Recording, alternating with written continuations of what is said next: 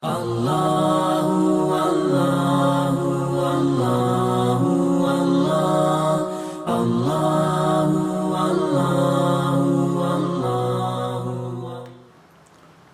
الله والحمد لله والصلاة والسلام على رسول الله وعلى آله وأصحابه أجمعين.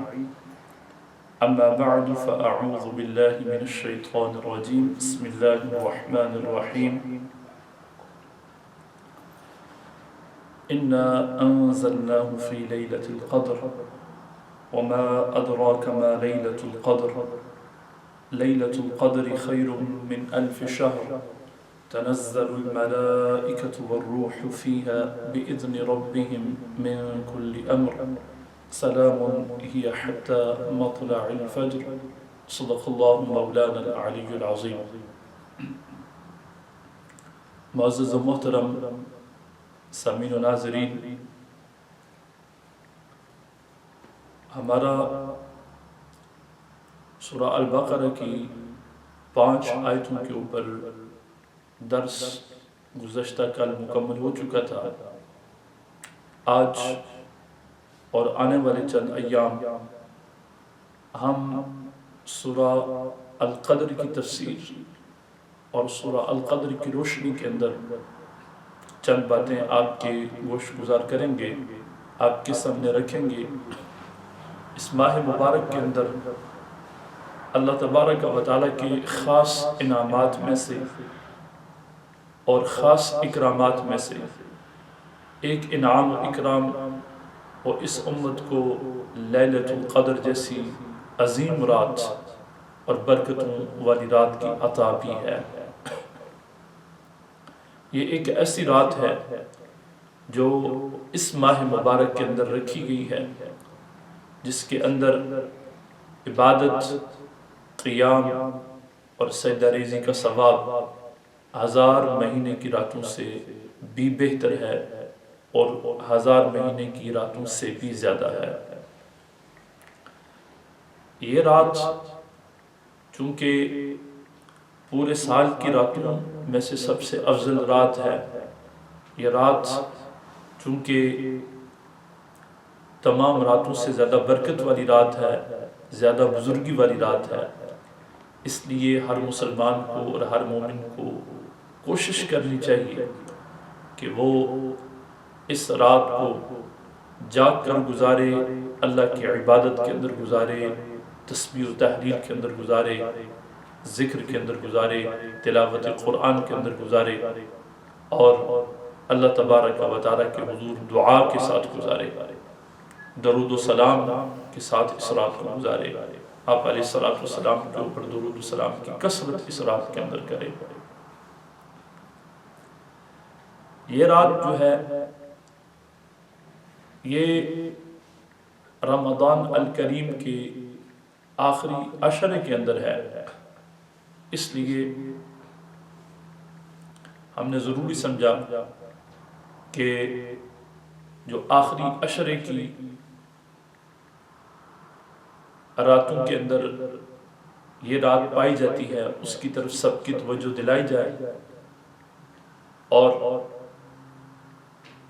یہ رات جو ہے اس کے متعلق جو کچھ احادیث مبارکہ کے اندر آیا ہے وہ بھی آپ کے سامنے رکھا جائے. اس رات کا ذکر قرآن مجید فرقان حمید کی سورہ القدر کے اندر موجود ہے. اس سورت کا نام ہی القدر ہے، اور یہ سورت قرآن مجید کی ترتیب کے لحاظ سے 97 نمبر سورت ہے، اور اس کے بارے میں یہ کہا گیا ہے کہ مدینہ شریف کے اندر امام واقدی نے کہا کہ انہا اول سورت نزلت بالمدینہ،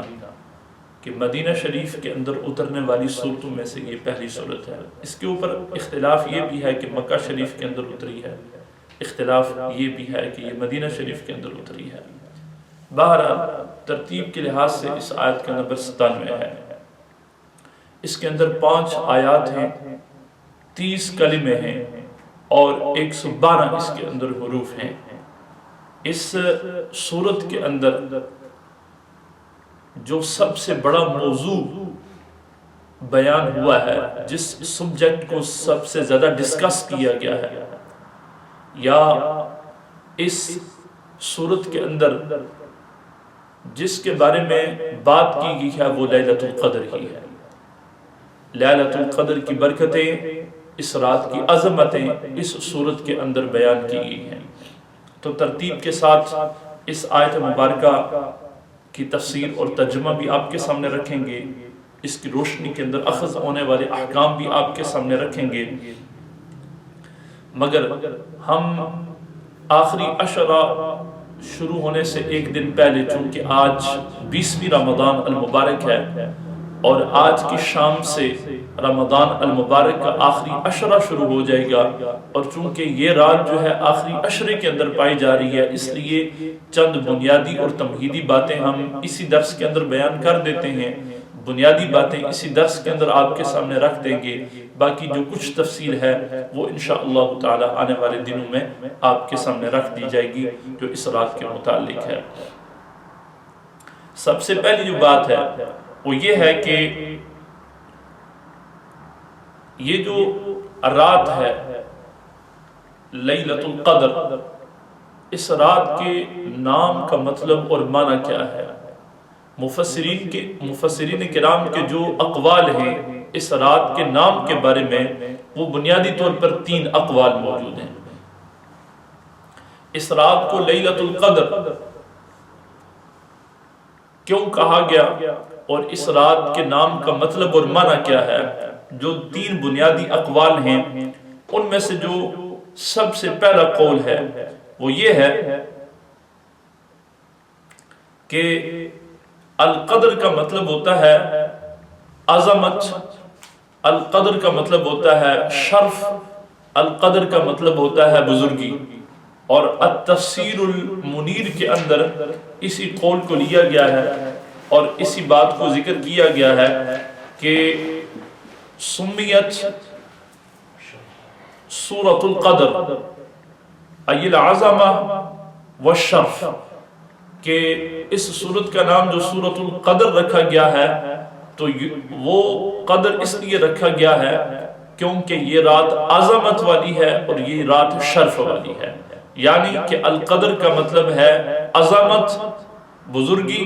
اور شرف، یعنی کہ یہ ایسی رات ہے کہ جو بڑی قدر والی ہے، بڑے مرتبے والی ہے اور بڑی بزرگی والی ہے۔ یہ پہلا معنی بیان کیا گیا ہے۔ دوسرا معنی جو اس رات کا آیا ہے وہ اللبا فی علوم الکتاب کے اندر حضرت امام ابو حفص عمر بن علی نے نقل کیا ہے،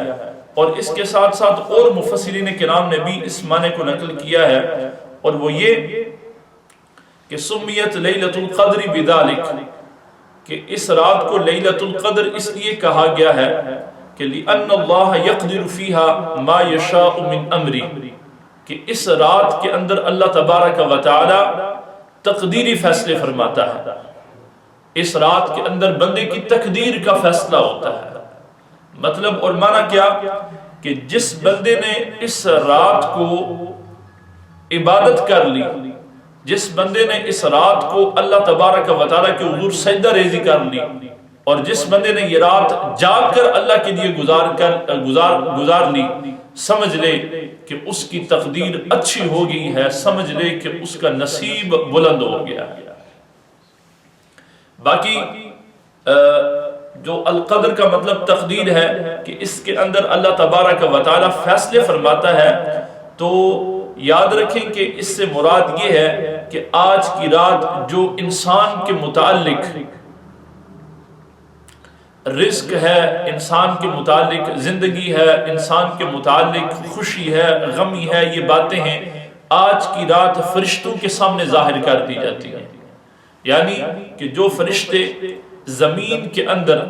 اللہ کی طرف سے موکل ہیں اور اللہ کی طرف سے ان کے کام ذمہ لگائے ہوئے ہیں، وہ ذمہ داریاں ان کو آج کی رات پورے سال کے لیے سونپ دی جاتی ہیں۔ تو یہ دوسرا معنی لیلۃ القدر کا بیان کیا گیا ہے کہ یہ رات تقدیر والی رات ہے، یہ رات فیصلوں والی رات ہے، اس رات کو فیصلے کیے جاتے ہیں مخلوق کے، اس رات کو اللہ تبارک و تعالی کی طرف سے جو مخلوق کے فیصلے ہیں وہ فرشتوں کی طرف سپرد کیے جاتے ہیں۔ ایک تیسرا معنی جو امام فخر الدین رازی رحمۃ اللہ علیہ نے اپنی تفسیر کے اندر بیان کیا ہے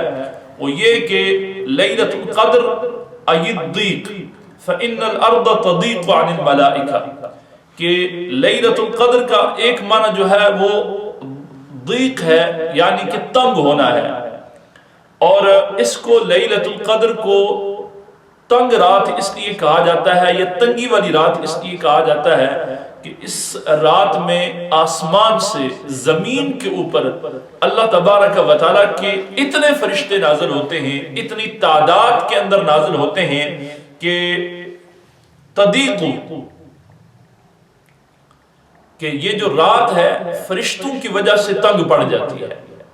اتنے فرشتے زمین کے اوپر نازل ہوتے ہیں اور اتنے فرشتے زمین کے اوپر آتے ہیں کہ ان کی کثرت کی وجہ سے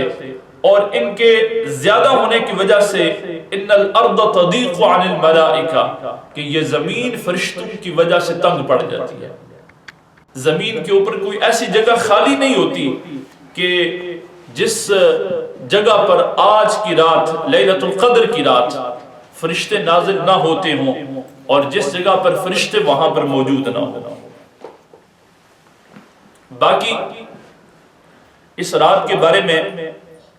مزید جو اقوال مذکور ہیں اور منقول ہیں وہ یہ کہ یہ رات آپ علیہ الصلوۃ والسلام کی امت کو صرف عطا کی گئی ہے، اور یہ رات آپ علیہ الصلوۃ والسلام کی برکت سے صرف اس امت کے نصیب اور مقدر کے اندر آئی ہے، اس لیے کہ پہلی جو امتیں تھیں ان کی عمریں زیادہ تھیں، اور زیادہ عمر ہونے کی وجہ سے وہ عبادت بھی زیادہ کرتے تھے، زیادہ عمر ہونے کی وجہ سے نیکیاں بھی زیادہ کرتے تھے۔ نبی اکرم نور مجسم صلی اللہ تعالی علیہ وسلم کی جو امت ہے اس کی عمریں کم ہیں، اور اس امت کے افراد کم عمر رکھتے ہیں بنسبت پچھلی عمروں کے، اور جو پچھلی امتیں تھیں ان میں اگر کوئی بندہ 1000 سال تک عبادت کرتا تو تب جا کر اس کو عابد کہا جاتا، عبادت گزار کہا جاتا، جس طرح کہ ہم نماز کی پابندی کرنے والے بندے کو نمازی کہتے ہیں، حج کرنے والے کو حاجی کہتے ہیں،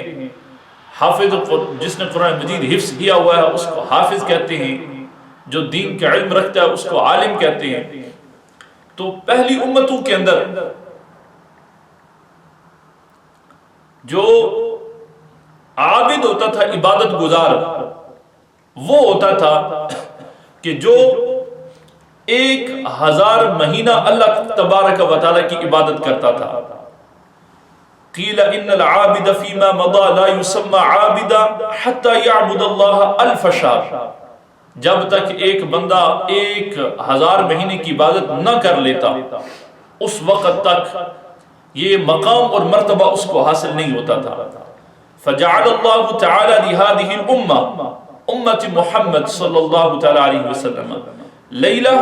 خیر من 1000 شہر کانوا یعبدونها، مگر حضور کے صدقہ سے، حضور کی برکت سے اس امت کو اللہ تبارک و تعالی نے ایک ہی رات عطا کر دی، لیلۃ القدر والی رات، کہ جو بندہ اس ایک رات میں اللہ تبارک و تعالی کی عبادت کر لے، جو اجر اور جو ثواب اللہ تبارک و تعالی پہلی امتوں کے عبادت گزاروں کو 1000 مہینے عبادت کرنے کے بعد عطا کرتا تھا، اس امت کو اللہ ایک ہی رات میں عبادت کا صدقہ عطا کر رہا ہے۔ اس کے ساتھ ساتھ ابو بکر الوراق رحمۃ اللہ تعالی علیہ نے فرمایا کہ کان ملک سلیمان علیہ السلام 500 شہر وملک ذی القرنین 500 شہر فصار ملکہما 1000 شہر، کہ اس پوری زمین کے اوپر بادشاہت کرنے والے اللہ تبارک و تعالی کے 2 محبوب اور برگزیدہ ہستیاں ہوئی ہیں۔ ایک اللہ کے نبی تھے جناب سیدنا سلیمان علیہ السلام، اور دوسرے جن کے بارے میں اختلاف ہے کہ آیا وہ نبی تھے یا نبی نہیں تھے۔ امام فخر الدین رازی رحمت اللہ تعالی علیہ اور امام ابن حجر یہ اپنی رائے کے مطابق انہوں نے لکھا ہے کہ جناب ذوالقرنین نبی تھے۔ جناب مولا المؤمنین حضرت علی شیر خدا رضی اللہ تعالیٰ عنہ کا قول یہ ہے کہ وہ نبی نہیں تھے۔ اس بارے میں اختلاف ہے کہ وہ نبی تھے یا نہیں تھے، مگر اس بارے میں کوئی اختلاف نہیں ہے کہ حضرت ذوالقرنین اللہ کے محبوب تھے، اللہ کے پیارے تھے، اللہ کے برگزیدہ تھے، اور اللہ تبارک و تعالیٰ کی طرف سے پوری زمین کی ان کو بادشاہت ملی ہوئی تھی۔ سورہ الکہف کے اندر جو 4 قصے بیان ہوئے ہیں، جو 4 قصے سورہ الکہف کے اندر ہیں، ان میں سے جو چوتھا اور آخری قصہ ہے وہ حضرت ذوالقرنین کا ہے۔ وَيَسْأَلُونَكَ عَنْ ذِي الْقَرْنَيْنِ قُلْ سَأَتْلُو عَلَيْكُم مِّنْهُ ذِكْرًا إِنَّا مَكَّنَّا لَهُ فِي الْأَرْضِ وَآتَيْنَاهُ مِن كُلِّ شَيْءٍ سَبَبًا فَأَتْبَعَ سَبَبًا۔ اللہ تبارک و تعالیٰ نے ان کو اسباب کثیرہ دیے ہوئے تھے، زمین کے اوپر اللہ نے ان کو تمکن عطا کیا ہوا تھا، زمین کے اوپر اللہ تبارک و تعالیٰ نے ان کو بادشاہت عطا کی ہوئی تھی۔ تو حضرت سلیمان علیہ السلام جنہوں نے پوری زمین کے اوپر بادشاہت کی ہے، اور حضرت ذوالقرنین جنہوں نے پوری زمین کے اوپر حکومت کی ہے، ان دونوں کی حکومت کی مدت کے بارے میں آتا ہے کہ وہ 500 سال تھی، 500 مہینوں کی تھی۔ یعنی حضرت سلیمان علیہ السلام نے بھی جو حکومت کی ہے تو وہ 500 مہینے زمین کے اوپر کی ہے، اور جو حضرت ذوالقرنین نے حکومت کی ہے پوری زمین کے اوپر تو وہ بھی 500 مہینے کی ہے۔ تو دونوں کی بادشاہت اور دونوں کی حکومت کی مدت اگر ملا لی جائے تو وہ 1000 مہینہ بنتی ہے۔ فَجَعَلَ اللَّهُ الْعَمَلَ فِي هَذِهِ اللَّيْلَةِ لِمَنْ أَدْرَكَهَا خَيْرًا مِّن مُلْكِهِمَا۔ اور اللہ تبارک و تعالیٰ کا انعام اور اکرام اور اللہ کا فضل اس امت کے اوپر دیکھیے کہ اس امت کا اگر کوئی ایک مومن بھی اور کوئی ایک مسلمان بھی، چاہے وہ مرد ہو یا عورت ہو، بڑا ہو یا چھوٹا ہو، اس ایک رات میں کھڑا ہو کر اللہ تبارک و تعالیٰ کی عبادت کر لے، رب تبارک و تعالیٰ اس کو حضرت سلیمان علیہ السلام نے جتنا عرصہ زمین کے اوپر حکومت کی 500 مہینے، اور حضرت ذوالقرنین نے جو 500 مہینے حکومت کی، ایک بندہ اٹھ کر ایک رات میں عبادت کر لے، اللہ تبارک و تعالیٰ اس کو جو 2 بادشاہتوں کی مدت تھی اس سے بھی زیادہ ثواب عطا فرما دے گا، اس سے بھی زیادہ اجر عطا فرما دے گا۔ حضرت عبداللہ ابن مسعود رضی اللہ تعالیٰ عنہ روایت کرتے ہیں کہ نبی اکرم صلی اللہ تعالیٰ علیہ وسلم نے بنو اسرائیل میں سے ایک مرد کا تذکرہ کیا، ذکر رجلا من بنی اسرائیل حمل السلاح 1000 شهر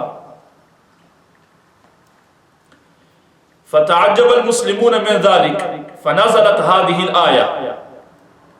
کریم آقا علیہ الصلوۃ والسلام نے بنو اسرائیل میں سے ایک شخص کے جہاد کا تذکرہ کیا جس نے 1000 مہینہ اللہ کی راہ میں جہاد کیا،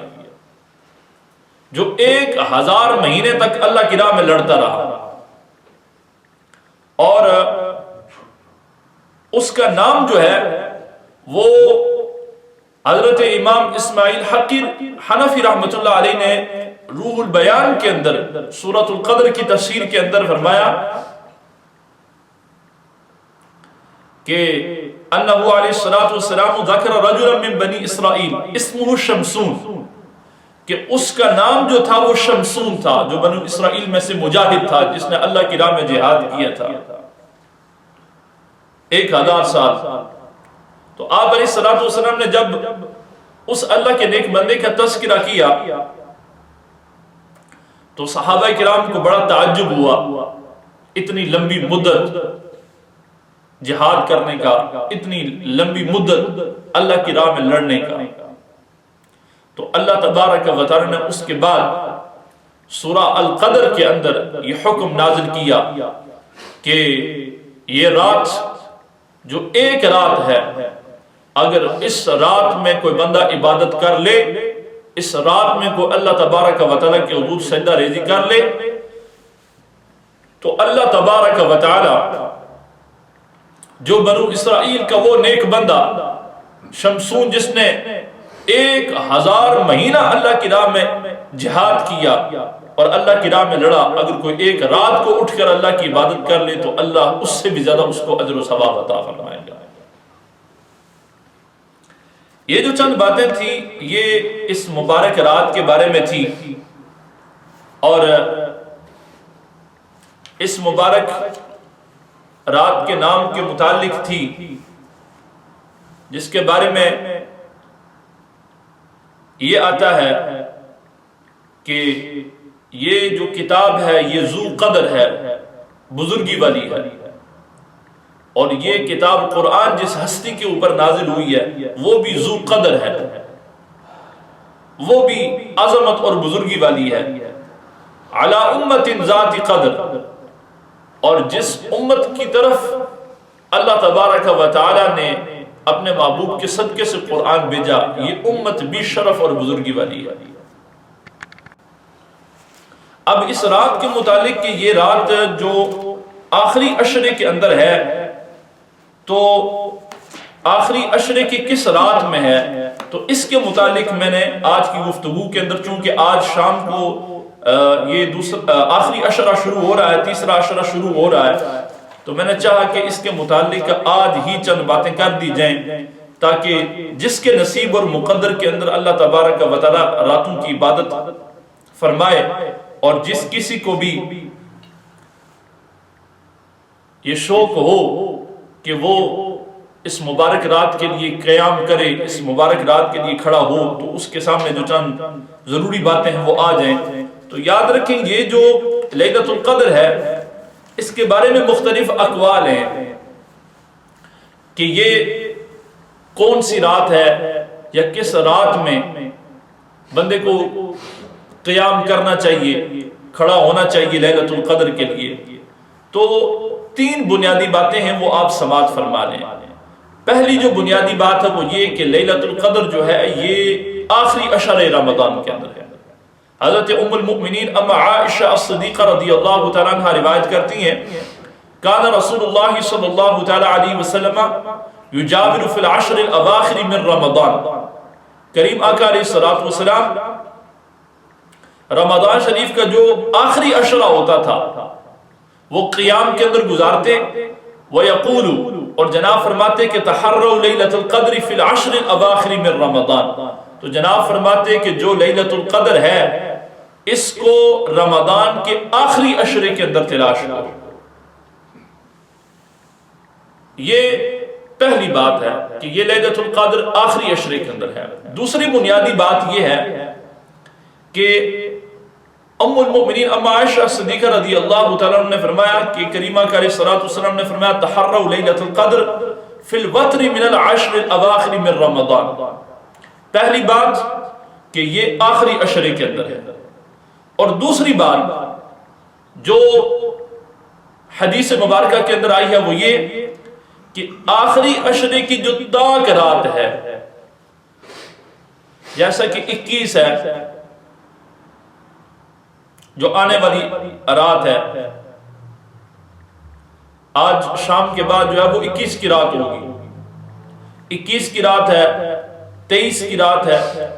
25 کی رات ہے، 27ویں کی رات ہے اور 29ویں کی رات ہے۔ یہ 5 راتیں بن جاتی ہیں آخری عشرے کی، 21 کی، 23 کی، 25 کی، 27 کی اور 29 کی۔ تو اس حدیث مبارکہ کے اندر یہ حکم ہے کہ جو آخری عشرے کی 10 راتیں ہیں ان میں سے جو 5 راتیں ہیں ان کے اندر اس کو تلاش کرو۔ تو یہ تھوڑا آپ یوں سمجھ لیں کہ مزید آسانی مل گئی۔ اب تیسری بات جو ہے اس کو بھی آپ سماعت فرما لیں، وہ یہ کہ حضرت عبداللہ ابن عباس رضی اللہ تعالیٰ عنہ، آپ کی جو روایت ہے وہ بھی بخاری شریف کے اندر ہے، آپ یہ روایت کرتے ہیں کہ ان نبی صلی اللہ تعالیٰ علیہ وسلم قال، جناب نے فرمایا التمسوها فی العشر الاواخر من رمضان لیلۃ القدر فی تاسعۃ تبقى فی سابعۃ تبقى فی خامسۃ تبقى، کہ جناب علیہ الصلوۃ والسلام نے فرمایا کہ آخری عشرے، رمضان کے آخری عشرے کے اندر لیلۃ القدر کو تلاش کرو، اور یہ جو لیلۃ القدر ہے یہ فی تاسعۃ، 9ویں دن میں ہوگی، 9ویں رات میں ہوگی یعنی 29 کی، فی سابعہ یا یہ 7ویں میں ہوگی یعنی 27ویں جو ہے، فی خامسہ یا یہ 25ویں میں ہوگی۔ اب یہ جو تیسری روایت ہے اس کے مطابق جو ہے آپ یوں سمجھ لیجئے کہ معاملہ جو ہے وہ مزید آسان ہو گیا ہے، کہ آخری عشرے کی جو تاک راتیں ہیں ان میں سے جو 3 راتیں ہیں، 25 کی، 27 کی اور 29 کی، اس کے اندر اس کو تلاش کیا جائے۔ اس کے علاوہ اگر ہم مزید احادیث کے اندر دیکھتے ہیں تو احادیث کے اندر مزید بھی کچھ ایسے شواہد ملتے ہیں، اور احادیث مبارکہ کے اندر مزید بھی ہم کچھ ایسے رموز ملتے ہیں کہ جہاں سے مزید آسانی کی طرف اشارہ ہے، اور وہ یہ ہے کہ حضرت عبداللہ ابن انیس رضی اللہ تعالیٰ عنہ وہ روایت کرتے ہیں، حضرت ابی بن کعب رضی اللہ تعالیٰ عنہ وہ روایت کرتے ہیں، اور بالخصوص حضرت ابی بن کعب رضی اللہ تعالیٰ عنہ وہ تو مزید جو ہے اس کی تعیین اور تشخیص کرتے ہوئے فرماتے ہیں کہ واللہ انی لأعلمها وأکثر علمی ہی اللیلۃ التي امرنا رسول اللہ صلی اللہ علیہ وسلم بقیامها ہی لیلۃ 27۔ حضرت ابی بن کعب رضی اللہ تعالیٰ عنہ روایت کرتے ہیں کہ اللہ کی قسم بے شک میں اس رات کو بہتر جاننے والا ہوں، اور اس رات کی جانکاری بھی رکھتا ہوں، اس رات کو جانتا بھی ہوں، اور میرا جو اس رات کے متعلق زیادہ علم ہے وہ یہ ہے کہ وہ 27ویں کی رات۔ اب ان ساری روایتوں کو سامنے رکھتے ہوئے اور ان ساری جو روایات ہیں ان کو اگر بندہ ذہن میں رکھے تو میں کہوں گا کہ جو میری اپنی ذاتی رائے ہے وہ یہ کہ لیلۃ القدر کا جتنا ثواب ہے، لیلۃ القدر کا جتنا اجر ہے، جس کے بارے میں آپ علیہ الصلوۃ والسلام نے فرمایا من قام لیلۃ القدر ایمانا واحتسابا غفر له ما تقدم من ذنبه، جو بندہ اس رات کو کھڑا ہوا، قیام کیا، اللہ کی راہ میں اللہ تبارک و تعالی کے حضور کھڑا رہا عبادت کے اندر، تو فرمایا کہ اس ایک رات کے بدلے میں اللہ اس کی بخشش اور مغفرت فرما دے گا۔ میں کہتا ہوں کہ اس کا اجر اور ثواب اور اس کی عظمت اور بزرگی کو سامنے رکھتے ہوئے اگر ہم یہ کوشش کریں کہ آخری عشرے کی جو ساری راتیں ہیں ان میں اٹھ کر عبادت کر لیں، ان میں اٹھ کر اگر ہم اللہ کے حضور سجدہ ریزی کر لیں تو یہ زیادہ بہتر ہے، یہ زیادہ اچھا ہے، تسلی ہو جائے گی، سکون ہو جائے گا، پورا پکا پتہ بندے کو چل جائے گا کہ لیلۃ القدر اللہ تبارک و تعالی نے ہمیں عطا فرما دی۔ اگر کوئی بندہ بوجہ مجبوری اگر 10 راتیں نہیں تو پھر کم از کم جو 5 راتیں ہیں طاق راتیں ان کو تو کم از کم وہ ضرور اٹھے، ان کو تو کم از کم وہ ضرور اٹھ کر عبادت کرے۔ اگر یہ بھی نہیں تو پھر کم از کم 25، 27 اور 29 کو، اگر یہ بھی نہیں تو پھر میں یہ کہوں گا کہ 25 اور 27 کو کر لے یا 27 اور 29 کو کر لے۔ باقی یہ ہے کہ اگر ہم وہ قول لے لیں جو سب بیان کرتے ہیں کہ 27ویں کو ہے اور ضرور بھی ضرور 27ویں کو ہے. تو میں یہ کہنا چاہتا ہوں کہ جس نے نہیں اٹھنا وہ 27ویں کو بھی نہیں اٹھے گا. کیا اگر ہم چلو فیصلہ کر ہی لیتے ہیں ان روایات کی روشنی کے اندر، چلو ہم یہ مان لیتے ہیں کہ 27ویں رات ہی ہے، تو مجھے کیا بتائیں کہ کیا ہر مسلمان 27ویں کو اٹھ جاتا ہے؟ کیا ہر مسلمان 27ویں رات جا کر گزارتا ہے؟ کیا ہر مسلمان 27ویں رات کو پکی اور سچی توبہ کے لیے مصلی بچھا لیتا ہے؟ نہیں. اگر ہم سارا زور 27ویں کے اوپر لگائیں بھی تو پھر بھی کتنے سارے لوگ ہیں کہ جو یہ رات بس عام گفتگو کے اندر گزار دیتے ہیں، باس اور مباحثے کے اندر گزار دیتے ہیں، ویسے ہی بیٹھے بیٹھے گزار دیتے ہیں، کھاتے پیتے گزار دیتے ہیں، آگے پیچھے اور فضول باتوں کے اندر گزار دیتے ہیں، سوتے میں گزار دیتے ہیں. تو اگر ہم اس کو نیرو ڈاؤن، اگر اس کو ہم نیچے 27ویں تک لے بھی آئیں تو تب بھی یاد رکھیں کہ پھر بھی بہت سارے لوگ ہیں کہ جن کو اس رات کی پرواہ نہیں ہوگی. اور میں کہتا ہوں اگر ہم نے پرواہ کرنی ہے تو تھوڑی سی زیادہ پرواہ کر لیتے ہیں، اگر ہم نے کوشش کرنی ہے تو تھوڑی زیادہ کوشش کر لیتے ہیں. 27ویں کے اوپر زیادہ زور لگانے کا مقصد تو یہی ہے کہ زیادہ سے زیادہ لوگ جو ہیں وہ 27ویں رات کو شب بیداری کریں، مقصد تو یہی ہے. تو اگر سارا زور لگانے کے بعد بھی پھر بھی بہت سارے لوگ ہیں جن کو پرواہ نہیں ہے اس رات کی، تو پھر میں کہتا ہوں کہ اس معاملے میں تھوڑی سی احتیاط برت لیتے ہیں، ساری راتوں کا قیام کر لیتے ہیں آخری شریف. کریم آقا علیہ الصلوۃ والسلام کو ایک بھی رمضان شریف ایسا نہیں گزرا تھا کہ جب آپ نے اعتکاف نہ فرمایا. جناب علیہ الصلوۃ والسلام کی سنت مبارکہ تو یہ ہے کہ پورے 10 دن ہیں یہ مختص کر دیے جائیں، پورے 10 دن بندہ متوجہ اللہ ہو جائے. وہ نہیں تو کم از کم جو 5 طاق آتے ہیں ان کو نہیں چھوڑنا چاہیے. بہرحال یہ میری آخری گزارش تھی. آخری عشرہ آج شام سے شروع ہو رہا ہے اور آخری عشرے کے اندر بندے کو پورا دن بھی اور پوری رات بھی مکمل توجہ کے ساتھ، انہماک کے ساتھ اللہ تبارک و تعالی کی بارگاہ میں سجدریز ہونا چاہیے، دعا کرنی چاہیے، اپنے گناہوں سے معافی مانگنی چاہیے، اور صرف خود نہیں بلکہ اپنے بچوں کو، اپنے گھر والوں کو، سب کو اس کی طرف راغب کرنا چاہیے. Today my talk was quite lengthy regarding Laylatul Qadr, the night of power, and I do not intend to repeat everything that I have said in Urdu. Just very quickly I want to give a message today to all those who follow our talks, who listen to our talks. A small advice I want to give, and that is that from this evening, from today's evening, the last portion of the blessed month of Ramadan al-Kareem is going to begin. The last section of the blessed month is going to begin.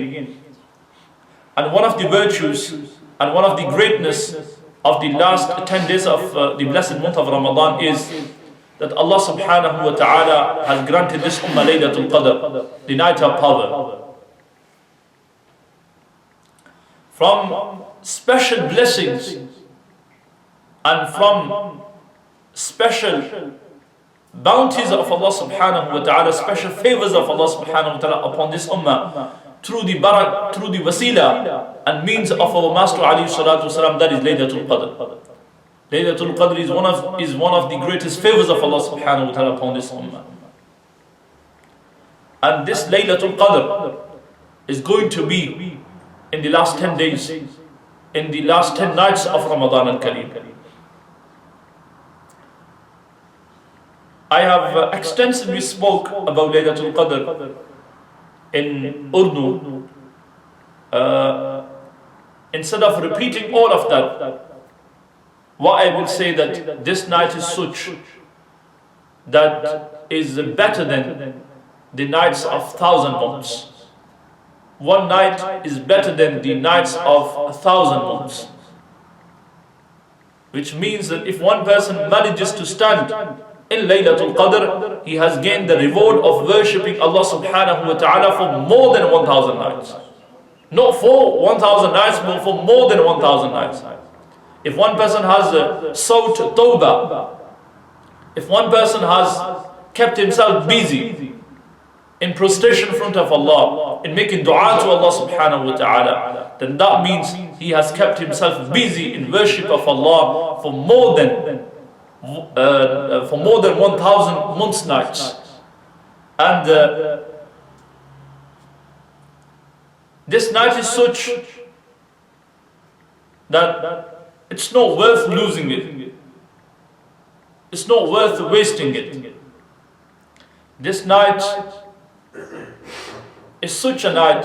that the Prophet ﷺ encouraged all the believers and Muslims to stay awake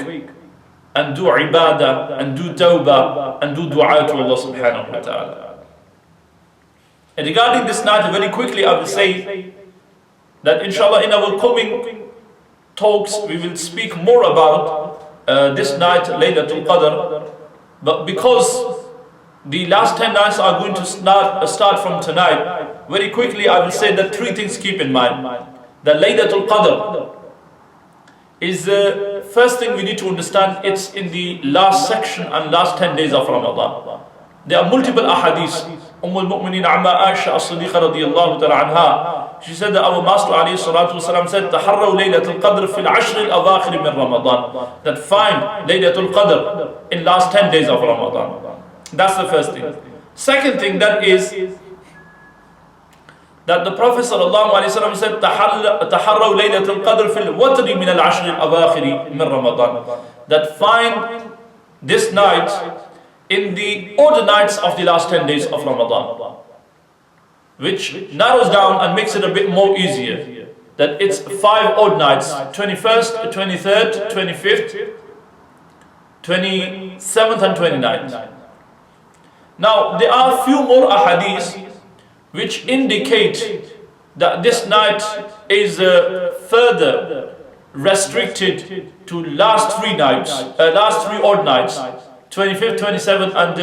29th. And we also find indication that specifically this night is Laylatul Qadr. The question is, even if you narrow it down to 27th night, is everyone going to wake up during this night? Is everyone going to do ibadah?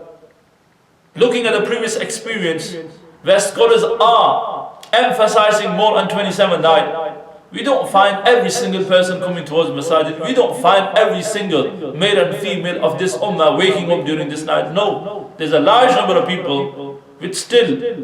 be oblivious to this night, waste this night, do not care about this night.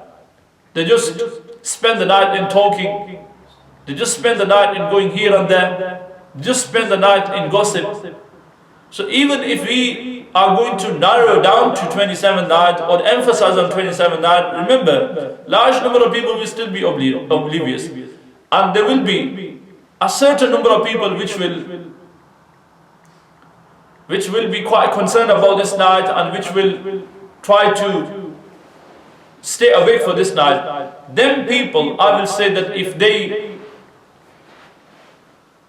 go for an extra mile and they make a bit more sacrifice, then I will say that safe and better option is that we stay awake in all 10 nights of Ramadan, last 10 nights. If not, then at least 5 odd nights of this last 10 nights of Ramadan al-Kareem, you should be awake. And this night is such that the Prophet ﷺ said, the one who stood up during this night in worship to Allah. In Quran al-Kareem, that is as if he has spent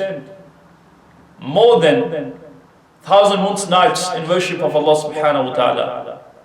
But also in a hadith al-Mubarak it is mentioned that whoever manages to stand up during Laylatul Qadr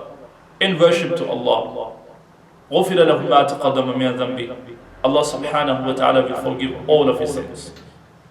Every single sin of his life will be forgiven. Last 10 nights, or at least 5 odd nights of the last portion of Ramadan, it's not something very big. It's not something which is impossible. May Allah subhanahu wa ta'ala give us tawfiq to be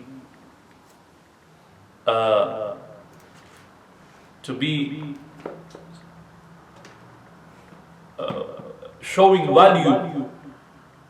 and to show importance towards Laylatul Qadr and respect this night and spend this night asking tawbah for all the mistakes which we have committed in our life, for all the sins which we have done in our life. May Allah give us tawfiq to show some concern toward this night and be a bit more responsible in our deen, inshaAllah ta'ala.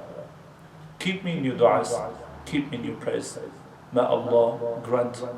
you all this night of Laylatul Qadr. May Allah grant me Laylatul Qadr. And may we both be forgiven